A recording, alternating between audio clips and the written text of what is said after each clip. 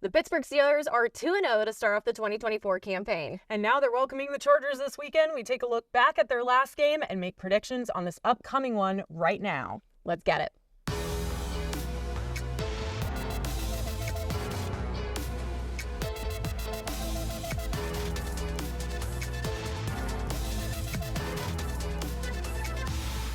What's up, everybody? Welcome back to week 3 of Every Blade of Grass with Cole and Cass alongside Cassidy Wood. I'm Suzie Cole, and so much to talk about. We got to get into it right now with our first quarter of today's show. We're going over those Steelers headlines, and the one we got to kick it off with, we've been talking about this week in and week out, is Broderick Jones and the penalties. We thought it was the elbow brace in preseason.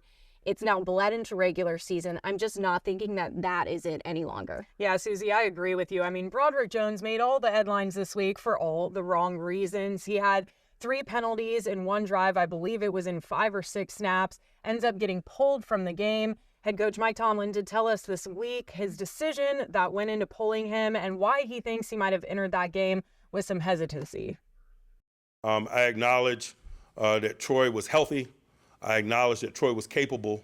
That's why we started him, but I rolled him because I had concerns about his level of conditioning. He's a young guy. He's new to me.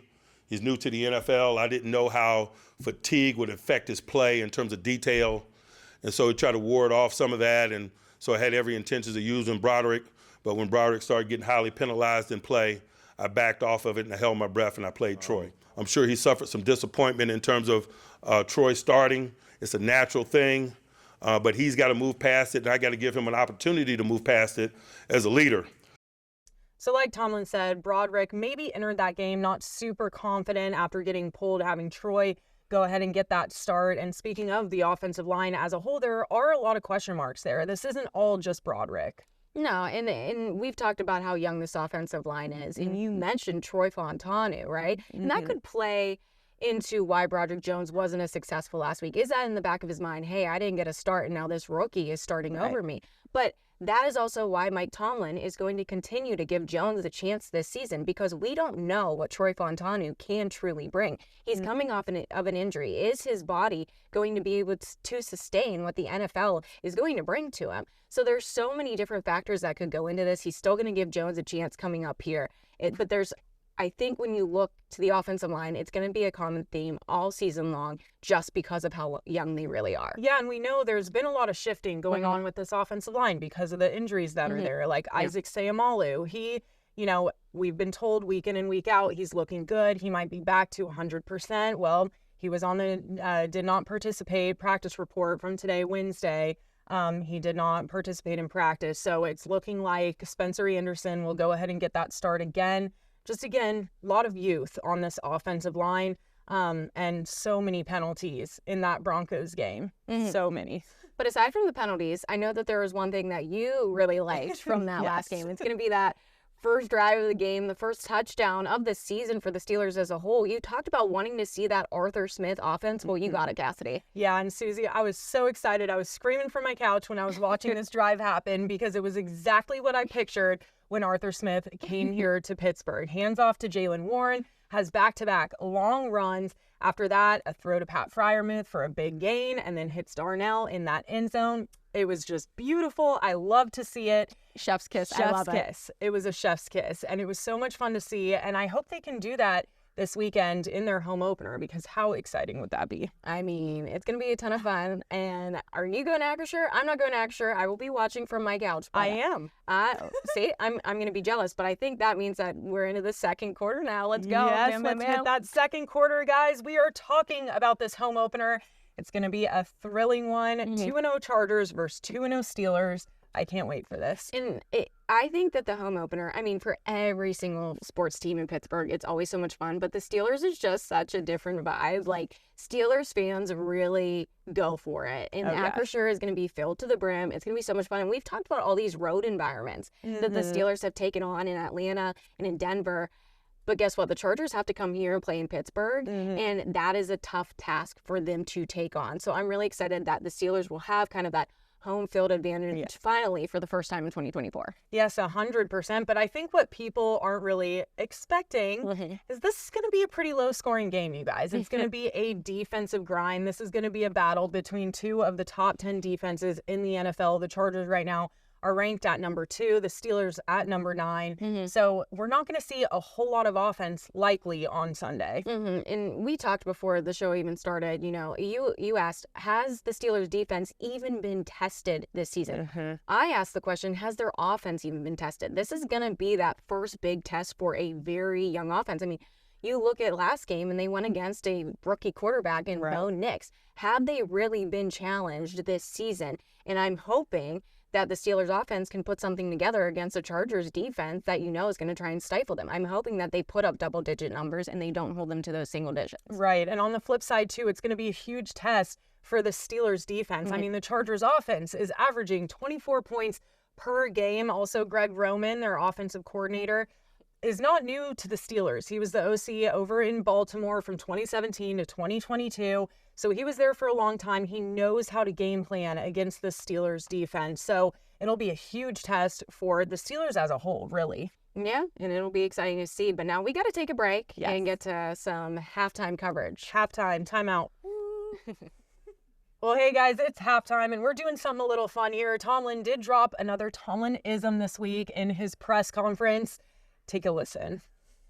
But it's just certain things as a leader that I talk to the collective about that I have zero intentions of sharing with the larger public, because it's about our collective and how we come together and how we appreciate and support one another. And, I can't give you all the ingredients to the hot dog. You might not like it. Now, obviously, I don't know off the top of my head what's in a hot dog. Suzie, do you? I honestly had to look it up after this because I feel like that this piqued anybody's interest that came across this tweet, even if you're not a Steelers fan or an NFL fan, you come across this and you're like, what actually you ponder for a second in a hot dog? So I had to look it up. Okay, can you take a guess? Or do you even want to? Pork? Okay.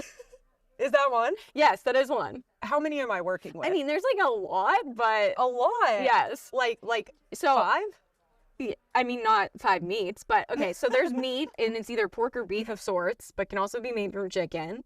There's flavorings like salt, garlic, and paprika, which I've never tasted garlic in a hot dog, so I do not believe that for not putting enough not in a there. Singular second. There's preservatives, obviously, casings, and then other ingredients such as celery powder, cherry powder, citric acid, and something called dextrose, which I don't know. And that sounds dangerous. Dextrose? Yes. So that is what is in an actual hot dog, but I don't think we're ever going to know. Yeah, I think it's better that we don't. Yeah. I think it's better that we don't know. But fun fact, our show is actually also a Tomlinism, Every Blade of Grass. Alrighty, everybody, it's time for the third quarter, and that means at this time in the episode, it's time for your CC's 3 keys of the game, this time against the Chargers, and the first one gotta be that number 2 defense in the league. How do the Steelers manage that? Suzie, I think unfortunately, it's going to be another Boswell show. I think Boz is going to end up being the hero again. It's going to be just too difficult to move the sticks against this defense.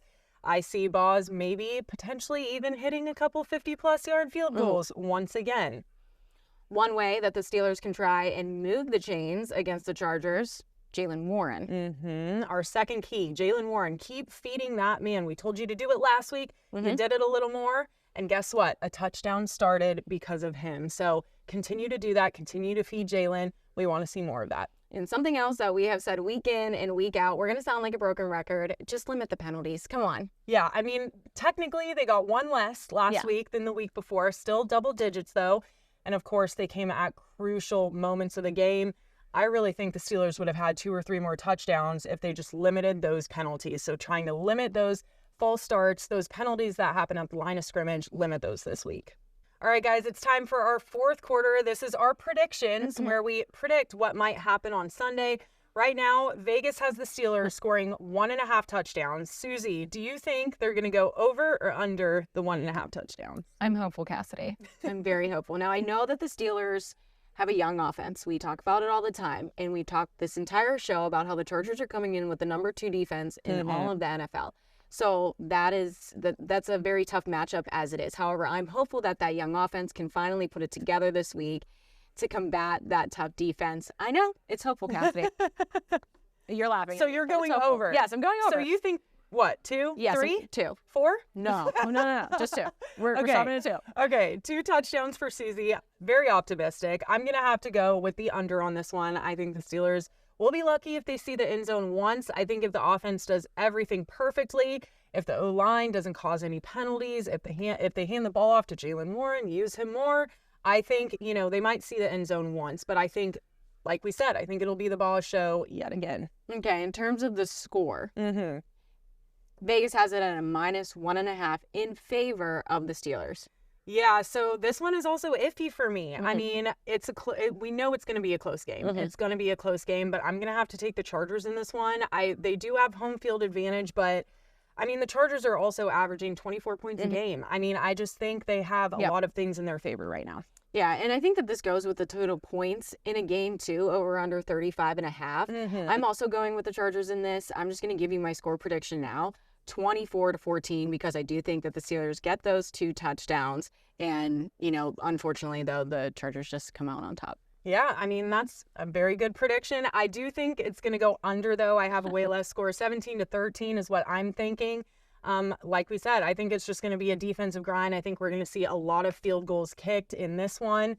But regardless, it'll be very exciting to have the Steelers back in town. Yeah, I'm excited to see everybody down at Acrisure. I mean, I won't personally be there. Cassidy will be there. I'll be jealous of you all in those yellow seats at Acrisure on Sunday, but it's back. The Steelers are back in Pittsburgh, everybody. We're back in town, and I will see you at Acrisure.